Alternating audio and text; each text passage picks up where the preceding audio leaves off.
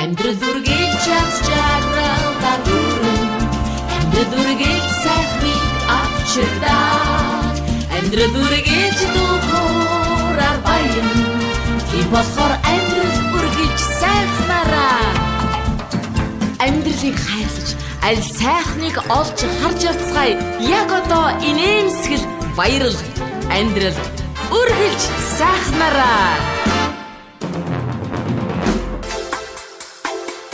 Амархан сайн байцгаана уу эрх мөндөд сонсогчдоо. Амьдрал үргэлж сайхнараа уран бүтээлчийн цаг нэвтрүүлэг маань эхэлж байна. За манай нэвтрүүлгийн хоймроо соёлын тэргүүний ажилтан дуучин Бурмаа маань одоо байраа эзэлсэн байна. За миний одоо энэ ард түмэндээ хүрэх имиж гэдэг юм уу нүүр царай маань ардын дууч гэдэг энэ хоёр үгэнд л багтаасаа гэсэн ийм хүсэл эрмэлзлэлээр бүтээлөө туургаж ард түмэн ч гэсэн энэ маягаар хүлээж авдаг. Ер нь Бурмаа мэрэгжлийн хүмүүсийн хувьд ардын дуу гэж ямар дуу хэлдэг юм бэ? Хэрвээ одоо ингэ тодорхойлолт өгвөл. За баярлалаа. Тэгэхээр сайн байцгаана уу? 107.5-ын сонсогч түмэндээ өдрийн мэндийг хүргэе. Миний хувьд бас уран бүтээлээ хийгээд олон жилийг өнгөрөөсөн байна. Тэгээд энэ хугацаанд бас ардын дууч гэдэг энэ ямар нэгэн цол хэрэгэн бол биш. Миний бол имиж. Тэгээд ард түмэн маань бас энэ одоо нэрийг надад хайрлсан болоо гэж би ойлгодгийн. Ардын дуу гэдэг маань Монгол ард түмний ахуйгаас бий болсон өөрсдийнх нь зохиосон ийм одоо уламжлалт ийм өв юм байгаа. Тэгээд мэдээж бүх дуу бол зохиогчтой байдаг. Ардын дуу бол мэдээж зохиогчтой л байсан байж таараа ард түмний яг ахуйгаас бодит амьдрал дээрээс ерөөсөө үүссэн ийм урлаг учраас тухайн үедээ бол ямар нэгэн одоо дууны маань зохиогч бүлгийг зохиосон яруу найрагчид бол тэрэндээ ач холбогдол өгөхгүйгээр одоо Монгол соёлыг бий болгох зорилгоор ахуйн соёл одоо өөрөөсөө бий болж исэн учраас үүссэн. Тэгээд ямар нэгэн зохиогч бол байсан л байж таараа. Тэгээд он цагийг илээж он цагийн ирэхээр энэ бол мартагдж олон жилийг туулж өдгөө хүрсэн учраас ардын дуу гэж нэрлэгддэг. Ер нь бол бусад төрлийн дуунуудаас бол ардын дуу өөрийнхөө донж маягаараа ялгардаг. Тэгээд ардын дууг бол бүх урлагийн эхлэл гэж үздэг. Сонгодог рок, поп одоо нийтийн бүх урлагийн эхлэл бол Монголын одоо өөрсдийнх нь урлагийн өв болох ардын дуу юм а гэж үздэг юм а. Ардын дуу тэр чинь бүр одоо олон он жилийн одоо давааг туулаад бидний одоо энэ үеэс үед үр хүүхдэд ингээд дамжуулаад цааш бас маш олон жилийг туулах ёстой юм дуу. Бүр эзэн хүртэл мартагдаад нэр нь байхгүй болсон байхад тэр дуу бидний энэ бараг л одоо судалсаар дугшиж штэ тийм ээ. Тэгээ бодохоор энэ дууг дуулж байгаа хүний хувьд маш том юу гэдгийг хариуцлага гэдэг юм уу? Мэдээж хариуцлага хэрэгтэй тийм бол байдаг баг. Ер нь энэ ардын дууг өөрчлөө дуулаад исэн дээр үт юм уу? Тэр чигээр өргөсөн дээр гэж боддгоо Бурмаагийн хувьд юу гэж бодд юм бэ? Миний хувьд бол ардын дуу бол өөрийнх нь одоо үүсэж бий болсон уламжлал байдаг. Тэр уламжлалыг алдагдуулахгүйгээр гэхдээ орчин цагийнхаа одоо тухайн нийгмийнхаа хүмүүст хүргэх зорилгоор ер нь бол ардын дуунууд ингээд энэ он цагуудыг туулах хугацаанд үгийн яруу найргийн хувьд ингээд нэг цаг нийгмээ дагаад өөрчлөлтөд яваадсан байдаг байхгүй юу. Тэгэхээр энэ бол ялтчгүй мэдээж өөрчлөгдөх ёстой. Тэгээд аялгууны хувьд ч гэсэн уламжлалыг алдахгүйгээр учиргүй бүр тэс өөр болгохгүйгээр бол уламжлалыг хадгалаад аялгууны хувьд хөгжмийн найруулгын хувьд ч гэсэн өөрчлөгдөд яваад байдаг. Тэгэхээр өөрчлөгдөж явах ёстой гэж ойлгодог. Одоо орчин цаг дуулагдж байгаа дуунууд магадгүй хэдэн жилийн дараа одоо зохиогч нь мартагдаад ч юм уу дуулагдах хэдэн он жилийг туулсны дараа эргэж сэргээгдэх юм бол тэр бас мэдээж эргээд л бас ардын дуу болох магадлалтай. Яагаад тэгэхээр мэдээж цаг хугацаа гэдэг бол аль өмнө одоо туулж өнгөрүүлсэн хугацаа гэдэг маань ардаа орхигдоо шинээр тухайн үедээ л яваад идэг учраас магадгүй одоо энэ цагт дуулагдж байгаа одоо ямар дуу гэдгийг жишээлбэл одоо манай нийтийн дууны жавхлангийн одоо дуулсан ээжийн бор аяга гэдэг дуу маань хэдэн зуун жилийн дараа бас ардын дуу гэж нэрлэгдээд явахыг бид нэр үгүйсэхгүй шүү дээ. Яг үнэ.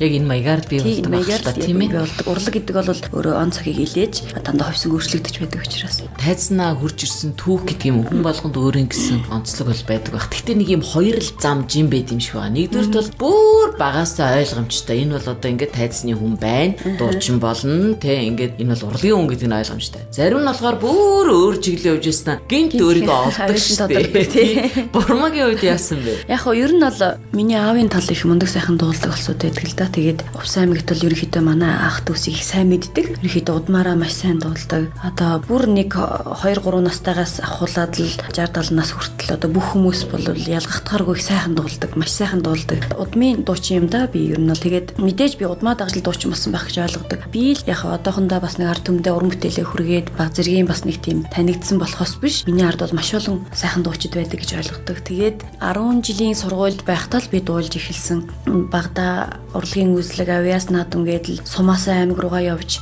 дуулдаг. Аймгийнхаа төв дээр очиж тэмцээнд орно гэдэг бол сумын хүүхдүүдэд бол маш том их алхам байдаг. Тэр үедээ бол 10 жилийн сургууль 5 дугаар ангид хасаал эхэлж би дуулж эхэлсэн. Ер нь бол тэгэл дуулсаар байгаад 1998 онд би урлагийн хүн болон гээд угаасаа л шийдсэн байсан. 98 онд соёл урлагийн их сургуулийн хуваар аймагуудаар очтгоо байсан учраас Монгол Улсын их сургуулийн ардын урлаг судлалын ийм хуваар очиж исэн. Тэгээд ганцхан хуваарийн төлөө 20 гаруй хүүхдүүд өрсөлдөөд 2 хуваар юм байна. Тэгээд соёлын дээдийн хөгжмийн багшийн анги байсан. Тэгээд би хамгийн өндөр оноог нь аваад Монгол Улсын их сургуулийг урлаг судлаачийн ангид орж оролцоод ардын урлаг судлаач шүүмжлэгч мэргэжлэр 2002 онд төгсөжсэн. Тэгээд тэр үедээ би судалгааны ажлыг одоо сургууль сурж байгаа ч гэсэн давхар бас дуунуудаа дуулаад л ихэнхдээ ардын дуунуудыг дуулаад миний багш Монгол Улсын соёлын тэргүүний ажилтан Оюнбат гээд шандчин багш байдаг. Тэгээд багшийнхаа шав болоод соёлын цоодлогоо бас биднэрт ирж хичээл заадаг байсан. Олон сайхан багш нар ирж хичээл заадаг байсан. Тэгээд тэр ч утгаараа юм болоо ардын урлаг судлалын ангид орсон учраас бас ардын дуунд арай л нэг илүү дөхөмтэй ойлгодог. Ерөнхийдөө бол дотор нь ороод бас ерөнхийдөө гадралдаг болчихсон учраас миний уран бүтээлдээ бол ардын дууг барьж явахад их дөхөм байсан гэж ойлгодог. Тэгээд 2002 онд судлаачийн анги төгсөөд тэр хооронд бас гэр бүлийн амьдрал зохиогоод том хүүгээ төрүүлээд тэгээд тэр хугацаанд би бас айгүй их бясалгаж ардын дуунуудыг янз бүрээр дуулж үзчихсэн. Тэгээд ер нь ерөнхийдөө бол ардын дууг барьж авсан. Яг тэр үед бол ардын дуунууд маань ерөнхийдөө бол нэг үндэсний урлаг маань нэг баг зэрэг орхигдох тийм хандлагатай байсан. Яагаад тэгэхээр нийтийн дууны жинхэнэ одоо ид хүчтэй тийм үе төрж гарч ирж исэн. Одоо баясгалан жавхлан гэдэл гарч ирж исэн. Нийтийн дуу бол жинхэнэ цаг үеийг эзэлж исэн. Тэр үед би зөвөр яг ардын дууг барьж авсан маань их онсон юм болоо гэж боддог. Яагаад гэвэл хоосон орон зайг бол мэдэрч бас тухайн үеийн орон зайгаа мэдрээд энэ сэдвийг барьж авсан маань их ололттой байсан юм болоо гэж ойлгодог. Тэгээд мэдээж нийтийн дуу ард түмэн сонсохын зэрэгцээгээр бол ардын дуунуудыг орчин үеийн электрон хөгжмөнтэй хослуулад орчин үеийн залуусын чихэнд арай нэг тийм ойр дөхөм сонирхолтой маягаар ингээд дуулахад бол хүмүүс бас сайхан хүлээж авч исэн. Тэгээд тэр 2006 оноос хойш одоо нийтдээ бараг 70 ардын дууг би орчин үеийн электрон хөгжмөнтэй хослуулж тэр тусмаас хүрээ манераар дуулж ардын дууг бол зөвхөн нэг аяр өрөөсө дуулж байгаагүй. Аль болох уламжлалыг нэвдэхгүйгээр аль болох эртний аялгаугаар нь хүрээ аялгаугаар нь ингэж дуулсан маань бас хүмүүс сайхан хүрсэн юм болоо гэж ойлгодог. Тэгээд энэ хугацаанд бас судлаач мэргэжлтэй хүн дуулаад байхад бас хэцүү шүү дээ. Манай нийгэм чинь тийм учраас би соёл урлагийн их сургуульд 2005 онд элсэж ороод 2010 онд төгсөжсэн. Уртын дуулаач мэргэжлэр төгссөн. Тэгээд ардын уртын дууны тийм баг зэргийн дүртэй болсон гэж ойлгодог. Ер нь бол урлагийн хүн өөрийгөө болчихлоо 100% одоо би дуучин болцсон шүү гэж болдгоо гэсэн. Тэгээд судлаач хүний хууль дүрмэнд бол тийм байдаг л да. Ер нь бол ямарваа нэгэн судалгаа бол 100% байдгүй. Тийм учраас би тийм бол 100% судлагдсан гэж ерөөсө болохгүй шинж ухаан байдгүй учраас энэ одоо том салбарт бол бас өөрийгөө бага хэмжээгээр ч гэсэн сориод дуучныхаа хувьд ч тэр судлаачийн хувьд ч тэр бага зэргийн одоо бас судалгааны одоо юу гэдэг юм дэ мэдлэгийг эрэл хайгуулыг хийгээд эзэмшээд явж байгаа учраас бас бусад дуучдаас бас арай нэг миний давуу тал нь тэр юм болов уу гэж би ойлгодог шүү дээ. Одоо энэ аялан тоглолтуудыг хийж байгаа шүү дээ. Одоо сүүлийн үед тэр тусмаа тийм ээ Банзрагч Мөнхбатаа нийлээд одоо Монгол улсаар бол нэг ус удаа тойрон аялал хийжлээ. За тэгээд энэ тойрон аялал миний бодлоор зөвхөн ард түмэнд уран бүтээлээ хүргэхээс гадна тэднээс олж авах нөгөө судлалын олон ажлууд байдаг бах тий. Байлгүй яах. Судлаач хүний үед сонин ямар одоо зүйлийг яг олж авсан бэ? Хамгийн сонирхолтойг дурдвал сүүлийн одоо 2-3 жил 2010 оноос хойш дуучин Банзрагч Мөнхбат бид гурван хамтарч одоо Монгол орныг 2 чудаа тойрсон. Энэ ерөнхийдөө бүх аймагуудаар тойрч маш олон сумуудад бас уран бүтээлээ хүргэсэн. Энэ бол ерөнхийдөө бид нар уран бүтээлээ хүргээд явахаас гадна ерөнхийдөө бас нэг тийм одоо соёлын солилцоол яваад байгаа юм л да. 2010 оныг бас ардын урлагийн дэмжигч жил болгож засгийн газраас зарласан тэр одоо хүрээнд л бид тэгэд яваад байгаа юм л да. Тэгээд явж байхад бол жирийн одоо сонсогч Монголын ард түмнээс суралцах зүйл бол биднэрт маш их байдаг. Зүгээр л тайзан дээр гараад дуулахаас илүүтэйгээр тэднэрт бас санаа бодлоо хуваалцаж ахмад уран бүтээлчид суманд чи одоо уран сайханчид энэ төр зөндөө байгаа шүү дээ. Тэр улсууд чинь саяын чиний дуулсан энэ ардын дуу бид нарын үед ингэж дуулж ийлээ шүү дээ гэж бид нарт ирж дуул сонсгодог. Тэгээд нөгөө нутаг нутгийн онцлог гэж бас байдаг. Баруун аймагуудаар зүүн аймагуудаар ингээ явж байхад бол дуулах арга барил тэр соёлын ардын одоо соёлыг өөрсдөө өвлж авсан арга барилууд нь их өөр байдаг. Ер нь бол би бас судалгааныхаа ажлыг бас давхар хийгээд тэндээс юм баг багаар суралцаад л явдаг л да. Өчиргөө одоо бичиг цаас бариад л танай урлаг яадгийн энтер гэж асуугаад явахаасаа илүүтэйгээр тайзан дээр гараад ярилцсан нөгөө хүмүүстэй чинь жинхэнэ уран сайханчтай нь уулзаж одоо дуунуудын онцлогуд ая аялгууны онцлог одоо жишээлбэл уртын дуу гэхэд л одоо баруун нутагт яаж дуулагддгийг ямархай аялгуугаар дуулагддгийг ийшээгээ зүүн тал руугаа энэ тэнүүн одоо ийм байгальтай говийн одоо байгальтай ийм газар яаж дуулагддгийг гэхээр шал өөр байдаг л да. Тиймэрхүү маягийн тэм жижиг судалгаанууд туршлагууд их явдаг л да. Ер нь аялын тоглолтын хажуугаар. Одоо 5 дахь эрхэмсэг хэмээх цомог бид бүхний гарт бариуллаа. Энэ нэрүүдийг ингээ харж байхад энэ тоглолтын болон цомгуудын нэр их тийм данжаа олсон гэдэг юм уу? Нэрнүүд харагдаад байгаа байхгүй юу? Чи бүгдийн бормоо өөрөө гэл за ямар нэр хүүгингүүд л ингээл гараад ирдэг юм уу? Хамт одоо ярьдаг одоо хамт олон байдаг юм уу? Уран бүтээлийн эсвэл одоо нэг үг үсгийн хувьд яруу төгөлдрийн хувьд зөвлөгч байна уу? Ер нь бол яг би өөрийнхөө имижийг тэртээ өөрийнхөө имижийг бол тодорхойлсон учраас миний имижтэй зохицох нэрүүдийг би маш их боддог. Тэгээд үзэсгэлэн гоо гэдэг маань мэдээж ардын дуу дуулж эхэлж байгаа, орчин үеийн электрон хөгжмөнтэй дуулж эхэлж байгаа. Бас нэг тийм ардын дууг донж маягаараа илэрхийлж байгаа. Эмэгтэй хүн гэдэг утгаар үзэсгэлэн гоо гэдэг ардын дуу байдаг. Миний анхны цомгонд орсон, үзэсгэлэн гоо цомгонд орсон. Тэр цомгоноосоо үзэсгэлэн гоо гэж нэрлсэн. Дараа нь гойлонгоо гэж нэрлсэн. Тэгээд гойлонгоо дууг дуулахад бол хүмүүс бас янз бүрээр ярьдаг шүү дээ. Гойлонгоо дууны домог бол 2-3 янз байдаг. Тэгээд гоо гэдэг утгаараа эмэгтэй хүний гоо үзэсгэлэг магтанд болсон эмэгтэй хүнийг одоо илэрхийлсэн үг гэдэг утгаараа гойлонгоо гэдэг энэ нэрнийхээ араас дагалдуулж өгсөн. Дараагийнхаа цомог бол таа мөх гэдэг нэртэй яалтчгүй. Энэ маань би Монгол Улсын ардын жүжигчин Түмэн Нэмбэр лагсны уран бүтээлүүдийг би бас өргөжлүүлэх ийм бодол надад төрсөн. Яг гэвэл бас л тэр орон зайг мэдэрч чадсан болов гэж ойлгодог. Яг гэвэл ардын дуугаар дандаа уран бүтээл хийгээд явж байгаад бас тухайн үедээ яг одоо манай банзрагч одоо Мөнхбат хоёр маань 60-аад оны мартагдсан хуучны дуунуудыг сэргээж дуулж байсан үе. Тэр үед за энэ хоёр ингээд дууллаа. За одоо Түмэн Нэмбэрлгой гэдэг хүний уран бүтээл бол үнэхээр сайхан уран бүтээлүүд Монголын ард мянган сонсогч түмэн хүссэн хүлээж байгаа уран бүтээл учраас энэ дуунуудыг дуулах бас нэг одоо орон зай байгаа юм байна гэж би ойлгож ирсэн. Тэгээд ерөнхийдөө бас уран бүтээлийн зөвлөгч нартайгаа уулзаад багш нартайгаа уулзж ярилцаад ерөнхийдөө багадаа бол Түмэн Нэмбэрлгой дуунуудыг дуулж дандаа нэг туулын урсгал шүндөө сайхалсан. Бид нар чинь багадаа ер нь сурагч чинь дандаа л Ахмад одоо уран бүтээлчдийнхаа дуунуудыг даган дуурайж ижил тэр нь дуучин болдог шүү дээ. Багадаа би бол Чимцээ ихчийн дуунуудыг их дуулдаг байсан. Түмэн Нэмбэрлгой туулын урсгал гээл энэ дуунуудыг дуулдаг байсан. Их дуурайж дуулдаг байсан. Тэгээд тэр үедээ би энэ таа мөнх гэдэг цомгийг гаргасан. Сая 2009 онд гаргасан. Яагаад таа мөнх гэж нэрлсэн юм бэ гэхээр би зөвхөн өөрийнхөө имижийг бодоод өөрийнхөө одоо нэрийг өгвөл өхөл байсан. Гэхдээ энэ хүн ийм сайхан уран бүтээлүүдийг туурваад ийм их зүйлийг Монголын ард түмэнд үлдээж чадсан. Өөрөө хорвогийн мөнхсийг үзүүлсэн. Хэдий ч энэ хүний уран бүтээлүүд бол цаашдаа үргэлжлэх ёстой. Бүтээлээрээ мөнх. Тийм бүтээлээрээ мөнх байх ёстой. Аливаа уран бүтээл гэдэг бол мөнхийн зүйл юм а гэдэг утгаараа би таа мөнх гэдэг нэрийг харилсан. Энэ таа мөнх гэдэг нэр маань Түмэн Нэмбэрлгойч мөнх юм, уран бүтээлүүд нь ч мөнх юм гэсэн утгыг би маш их бодож иж өгсөн. Тэгээд тоглолтыг бол 2009 онд хийхдээ бол миний энэ сонгож авч дуулсан дуунуудаас Дуйлам талын цэцгэр хөөрхөн хүүхэн болж өбэ гэдэг дуу маань их донжтой дуу учраас энэ дуу бол хүмүүст хамгийн түрүүн хүрсэн учраас энэ дуугаараа нэрлэж тоглолтыг хийсэн.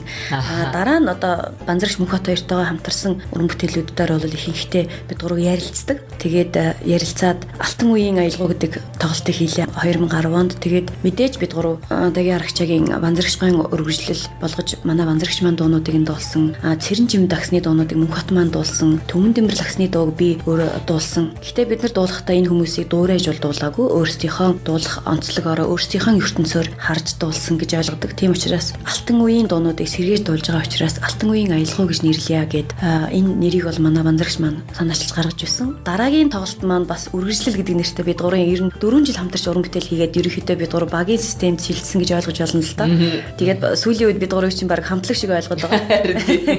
Танай хамтлаг гэж ярьдаг. Тэгээд яг манай багийн хамтлагийн маань ахлагчаар Банзрагч маань ажилладаг. Тэгээд их хариуцлагатай бид хоёроос төрүүлж уран бүтээлээ хийж ихсэн учраас Банзрагчаараа бид хоёр ахлагчгаа сонгосон. Тэгээд үргэлжлэл гэдэг нэрийг бас Банзрагч маань сонгосон. Яах вэ гээл баахан нэр хүчээд ярилцж байгаад ерөөсө бодож суужсэн Банзрагч гинт гинт нэрийг гаргаад ирдэг байхгүй юу. Тэгээд миний ардын сэтгэл цагаанд өнгөрсөн жилийн тоглолтын маань нэр бол яалтчгүй бид гурван энэ хамтарч дуулсан 1968 он зохиогдсон дуу юм бэлээ. Ардын уран зохиолч Шарвын Сүрэн Жавган шүлэг урлагийн гавьяц зүтгэлтэн Эрдэнэт аялгау. Эрдэнэт гэдэг хүнийг бол манай урлагийнхан бол нөгөө ногоо ном гэж ярьдаг. Тэгээд нөгөө нотны яг нөгөө сониршуулга гэдэг бидний мэрэгжлийн ногоо ном гаргасан. Эрдэнэт гэдэг нотны сурах гаргасан, сурагчийг гаргасан хүн юм байл л дээ Эрдэнэт гэдэг. Энэ хүний аялгаугаар бүтээгдсэн энэ дуу 68 он зохиогдоод Алтан цэцэг гэдэг дуучин тухайн үед дуулаад тэгээд орхигдсан юм бэлээ.